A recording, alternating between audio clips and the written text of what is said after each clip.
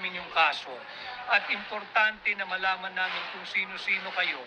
Dahil hindi rin naman kami papayag na kayo ang gagamiting scapegoat o susunugin o ilalaglag ng grupo ng mga tiwaling mangbabatas o senador o kongresista na may makating mga kamay na nakialam at nagpuno ng mga blanco dyan sa Bicameral Conference Committee report. Yung BICAM nga ang tawag third chamber o third house. Pero dahil sa nabisto natin ito, tila meron pang fourth chamber, meron pang fourth house. Sino-sino yon? Kaya nga po natin tinatanong babae ba yan na yung makating kamay na nagsulat dyan sa mga patlang? Lalaki ba yan? Tandem ba yung babae at lalaki? O grupo ba sila? Marami ba sila? O sa Malacanang ginawa? Yan ang ating hinihiling ngayon. Sa pagkatandaan ninyo, ang unang nag-react dito, Malacanang sinabing fake news daw yung aming ibinalita sa inyo. Hindi ho kami nagbalita noon hanggang sa ngayon at sa mga darating na araw. Hindi ho kami magbibigay sa inyo ng impormasyon at balitang hindi totoo. Pinasisimple ko nga ho yung mga importanteng usaping panlipunan na dapat ay maintindihan ng bawat Pilipino at lahat dapat tayo ay may tinig at meron po tayong stand dito dahil importanteng malaman ninyo ano ang ginagawa sa pera ninyo. Kay Joseph Tuyugon III or the Third, nalulungkot po ang lahat ng tao dito sa aming barangay na na-impeach si Sara. Huwag po kayong malungkot, lumaban po tayo. Okay lang po yun, naramdaman natin yung lungkot, 1 minute lang. After 1 minute, laban na ho tayo. Normal po na makakaramdam tayo ng lungkot. At yung mga mainstream media, kayong mainstream media, kahapon pa kayo ang anggulo ninyo, pinatawag daw yung mga nagpapakalat ng fake news. Anong tawag nyo sa inyo? Totoong balita. Traditional media. Ano kayo? Totoong balita. Hindi rin kayo totoong balita. Mas totoong balita yung miyembro ng new media, yung mga miyembro ng social media, yung mga vloggers. Sapagkat sila na lang ang nagbabalita ng totoo. Hindi nyo nga binalita yung Bicameral Conference Committee report na blanco Naobliga na lang kayo nung sumabog na. At ayaw nyong maiwan sa pansitan, kaya sumabay kayo. Pero tingnan ninyo kung paano nyo inanggulo yung mga headlines ninyo kahapon. Kinakawawa ninyo yung miyembro ng social media. Kabaro nyo yung mga yan. Kabaro nyo yan at palaos na yung inyong traditional media. Dapat matuto tayong mag-adjust. While we value our independence, we should realize the importance of the principle of interdependence.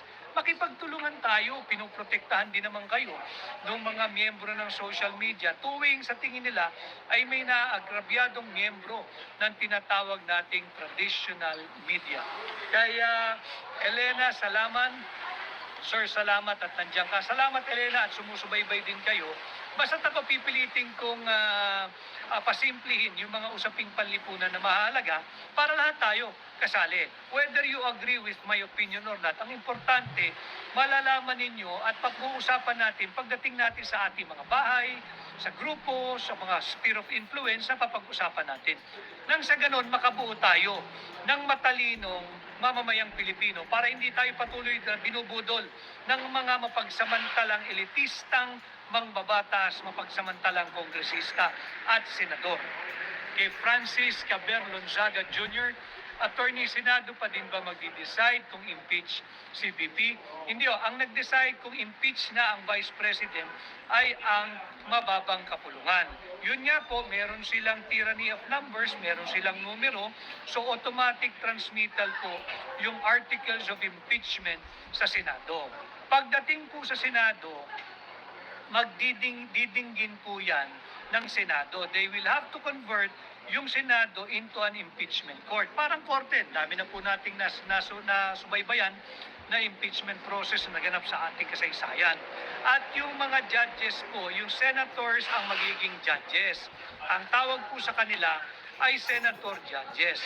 Sila po ang maghuhusga, mag-appreciate ng ebidensya at magsasabi kung guilty ba o hindi ang nasasakdal, in this case, si Vice President Inday Sara Duterte. But again, depende nga rin kung ano yung sukatan ng ebidensya na kanilang gagamitin. Is it proof beyond reasonable doubt? Is it based on preponderance of evidence or substantial evidence?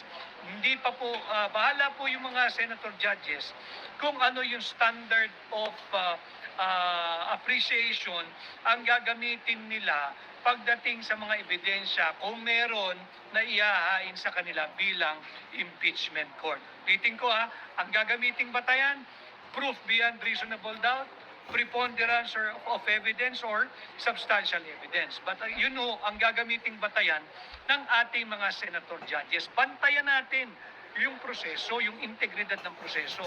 Yan ang bantayan natin. Pag ito'y nagtuloy-tuloy sa hearing at tinanggap na at sumampa na sa Senado. Si Jill Santiago, kayo pong kailangan namin na makakatulong kay Madam Vice Sara Duterte. Ginagawa ko po ang aking parte bilang Pilipino. Ito nga po ating pinasisimple ang usapin para maintindihan ng ordinaryong Pilipino kung paano po nila sinasalaula ang proseso, kung paano po nila sinisikil, ginigipit patuloy ang pamilya Duterte, si Pangulong Duterte, si Vice President Inday Sara Duterte, at kung paano nila ninanakaw sa 32 milyong Pilipinong bumoto kay Inday Sara Duterte ang posisyon ng pangalawang Pangulo. Huwag po tayong pumayag, lumaban po tayo, mag-ingay po tayo, manindigan po kayo, sambayan ng Pilipino. Kay Sena SF Gutsi, Duterte kami, walang iwanan. Good. Kay Maria Elena Gorea, mag-iingay po kami, Sir Vic. Pag-usapan po ninyo sa opisina, sa eskwela, sa barkadahan, sa inyong pamilya, sa inyong kapitbahay, sa inyong barangay, sa lahat, sa inyong community. Mag-ingay po tayo, wag natin itong palagpasin. Wag natin itong pahintulutan. Ulitin ko iilang elitistang mangbabatas. Lagay mo ng 300 pa sila. Hindi po nakakasindak yun. 300 ang magnanakaw doon sa sagradong mandato ng 32 milyong Pilipinong bumoto kay Inday Sara bilang pangalawang Pangulo. Huwag po tayong pumayag. Ninanakaw na ang mandato nating mga Pilipino. Si Jane Serrano, Attorney Vic, you will get millions of votes here in UAE. Thank you for standing for the truth. Marami pong salamat. Basta't po sa katotohanan, kasama po ninyo ako, and I will always side with you, the Filipino people. Binanggit ko po yan. So again, ito pong nagaganap na impeachment, yung kahapong hearing at pagsisikil doon sa karapatan at kalayaang magpahayag at magbalita ng walang takot at walang kinikilingan. I believe, and I stand firm on my belief, ito po'y bahagi lahat ng pagtatakip sa napakalaking anomalyang dinulot ng Vice Cam report na nauwi at pinirmahan at naging General Appropriations Act, yung budget po natin ngayon 2025. This is the real issue. Huwag po kayong magpa-distract. Babalik ko po kayo sa sentro. Ito po ang tunay na usapin. Higit na malaking usapin po ito. At kung meron mang ka-impeach, ito kung paano pinaglaruan ang 6.325 trillion pesos national budget. Yan ho ang ka-impeach. At yung nag-rally nung last week, nakakahiya po ang sinisigaw, impeach Sara, pero hindi kayo nagsigaw kung nasaan yung 6.325 trillion. Hindi nila pinapanawagan kung sinong dapat managot doon sa Vice Cam report. Napaka-ipokrito ng mga nagraraling yun. Ang gusto nila, impeach Sara. Yung impeach Bongbong, alin ang ka-impeach? Hindi ba? Sinagot na rin kayo. Yung panawagan ninyo dati na sumailalim sa hair follicle drug test, sinagot kayo. Hindi lang isang no, 2 no. Saan ka naman nakakita nun? Paano na yung leadership by example? Kay Ren, good job po, Attorney Vic. Keep up the good work and God bless. At nakakalungkot din na magsha-shutdown daw ang gobyerno. Pananakot yun. Nakalimutan nila na aral sa batas yung ating mga justices ng Supreme Court.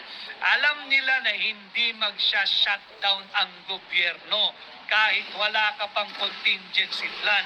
At hindi naman nakakagulat na wala kang contingency plan. Normal yun, standard yan sa administrasyon mo. Walang plano. Ang katotohanan, mga kababayan, the Constitution itself already provided for a remedy in cases like magdeklarang unconstitutional yung taunang budget ng Korte Suprema. Ano yun? Automatic reenactment nung budget nung nakaraang taon. Kaya hindi totoo na magsha-shutdown ng gobyerno. Marami sa akin nagsasabi, patuloy lang niyang binubudol ang Pilipino, tinatakot. Ako, ang personal take ko, hindi pambubudol at hindi rin pananakot. Hindi niya talaga alam paano gumagana ang gobyerno. Kaya ang sabi niya, magsha-shutdown daw pagka nag-issue ng TRO at magdeklarang unconstitutional. Hindi niya nauunawaan how the government works. That's the truth. Hindi siya nananakot at hindi rin siya nambubudol. Pero yung pagpirma ng unconstitutional budget, yan, agree ako. Yan pambubudol, yan tahasan, lantaran, wholesale na pambubudol. Kay Cyril Del Puerto Ginto, sana matupad na ang death penalty para sa may malaking sala, lalo na yung mga kawatan. Tama po, maraming napakakorap. Yung corruption po malala na sa gobyerno. Yung mga kurakot sa Senado, yung mga kurakot sa House of Representatives, ayan na po. Pati po yung posisyon ng pangalawang Pangulo na nakawin nila. Ganyang katindi mangurakot itong mga tiwaling mambabatas natin ngayon. Kaya kinakailangan umaksyon po tayo, mag-ingay po kayo, iparating ninyo ang inyong tinig na hindi kayo sang-ayon sa ginagawang pagnanakaw sa posisyon ng pangalawang Pangulo ng iilang elitistang mangbabatas laban sa 32 milyong Pilipino.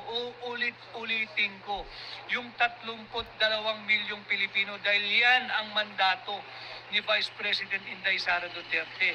Over or laban sa 300 elitistang kongresista, pananakaw natin ang posisyon ng pangalawang Pangulo. Kailangan magingay tayo, pati yung mga taong simbahan. Baka sa susunod, pati simbahan ninyo, nakawin na rin ng mga yan, pati koleksyon ninyo tuwing linggo. Napipinto. Kay Oliver Pablo, napipinto. Kay Oliver Pablo, budget ninanakaw, freedom of speech ninanakaw, gusto pang ipakulong through cite in contempt. 32 million plus na bumoto sa VP, tama po attorney, gusto pa nilang nakawin. Evil na po ang namumuno, if the price is right, pumipirma sila for impeachment. Budget blanco pa. Tama po yun, doon ho ako talaga yes, protect Inday Sara, but more than Inday Sara, and I think even Vice President Inday Sara will agree with me. Let us protect the 32 million Filipinos who voted for her as our Vice President. Isipin po ninyo, noong 2022, yung 32 milyong Pilipino gumising ng maaga, karamihan dyan na masahe pa, baka malalayo yung bahay, yung iba sa bundok pa, tumawid ng ilog, para lang iboto nila yung gusto nilang maging pangalawang Pangulo. Tapos nanakawin lang ng ilang elitistang mangbabatas, huwag po tayong pumayag. At ngayon nga po, kahit kayo ay naiipit sa traffic, minarapat kung kayo'y samahan upang ipaliwanag muli sa inyong pasimplihin, balangkasin itong napakahalagang usaping panlipunan. Huwag po tayong pumayag na nakawin ang patanggapan ng pangalawang Pangulo. Huwag po tayong pumayag na nakawin ang sagradong mandato ng 32 milyong Pilipino ng iilang tiwali at elitistang kongresista na ngayon ay nag-file na o nag-transmit na ng articles of impeachment laban kay Vice President Inday Sara Duterte. Kay Manny Dinero, ingat po sa health niyo para sa bayan natin. Maraming salamat, Manny, sa iyong paalala. Kay Fe Ladot Ladua, hello po, Attorney Vic Rodriguez. Pa-shoutout ang mga Rodriguez family dito sa Banga, South Cotabato. Shoutout po sa aking mga kamag-anak, aking mga pinsan, mga primo dyan sa Banga, sa South Cotabato. Mabuhay kayo and I hope to see you soon. At kay why ka nag-no sa salin po? Yung sa GMA7, nag-no po ako sa salin kasi ang tanong, kung payag daw akong ilathala, ibig sabihin i-publish. Hindi po ako sa isang ayon na i-publish yung salin. Bakit? Sapagkat malalagay po sa peligro at panganib ang seguridad hindi lamang nung may salin, kundi pati kanyang pamilya. Imagine ninyo, i-publish din natin yung income tax return ng mga pribadong mamamayan, yung mga mayayaman na nasa pribadong sektor, payag ba kayo na i-publish, ilathala yung SALN o yung inyong ITR? Payag po ako na isumite yung SALN, yung kopya ng SALN sa ombudsman o kung saan tanggapan ka napapabilang. Wala pong debate ron. Hindi ko pipigilan yon. Huwag lamang yung ipapublish sa dyaryo, sa internet, sa kung saan. Delikado po yon. Baka isalbayihin yung nagmamayari ng SALN at yung kanyang pamilya. Kawawa po yun. Iaharas po yun. Ganon din po sa pribado. Hindi rin kayo papayag na ilathala o i-publish ang inyong income tax return. Hindi po kayo papayag. Bakit? Magiging subject din kayo ng harassment. Pero hindi ibig sabihin, hindi kayo nagbabayad ng inyong taunang income tax. Yun po yung pagkakaiba nun.